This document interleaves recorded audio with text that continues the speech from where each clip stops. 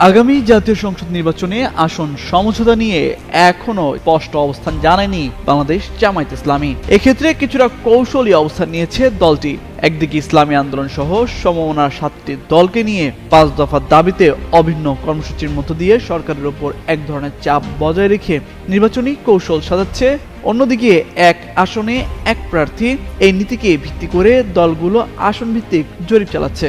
জরিপের ফলাফলের ভিত্তিতে প্রার্থী চূড়ান্ত করা হবে বলছে দলীয় সূত্র।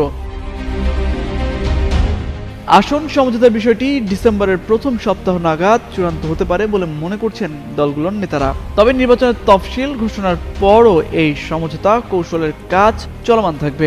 দলের বাইরে কোথাও কোথাও অন্য দলের প্রভাবশালী বা মনোনয়ন বঞ্চিত প্রার্থীর সঙ্গেও ঘোষিত বা অঘোষিত সমঝোতা হতে পারে। স্কিন শুষ্ক রুক্ষ হয়ে যাবে বলে কি বাইরে যাবে না? জাস্ট 1 2 3 4 করো, স্কিনটাকে রিভাইভ করো। সোমবার এ নিয়ে একটি প্রতিবেদন প্রকাশ করে দৈনিক প্রথম আলো। সেখানে নাম প্রকাশ না করার শর্তে একজন কেন্দ্রীয় নেতা বলেন, সমমনা আর দলের সঙ্গে আরো দল যোগ হতে পারে। আসন সমঝোতার ক্ষেত্রে চমক দেখা যেতে পারে। আর গত শনিবার জামায়াতের আমির ডক্টর শফিকুর রহমান চট্টগ্রামে সাংবাদিকদের বলেছেন, কনভেনশনাল কোনো জোট করবে না জামায়াত, কিন্তু অনেকগুলো দল ও শক্তির সঙ্গে তাদের নির্বাচনী সমঝোতা হবে।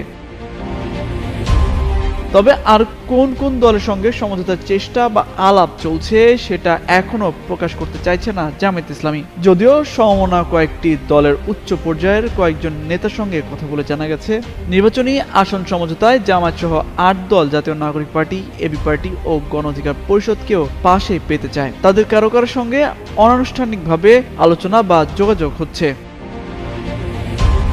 এদিকে নাম প্রকাশ না করার শর্তে সমমনা একটি দলের শীর্ষ নেতা বলেন, আগামী নির্বাচন অনেকটাই বিএনপি জোট বনাম জামায়াত জোটের মধ্যে হবে। এখন যদি সমঝোতা বা জোটের বিষয়টি স্পষ্ট করা হয় তাহলে দলগুলোকে অন্য পক্ষ আরো বেশি প্রলোভন দিতে পারে।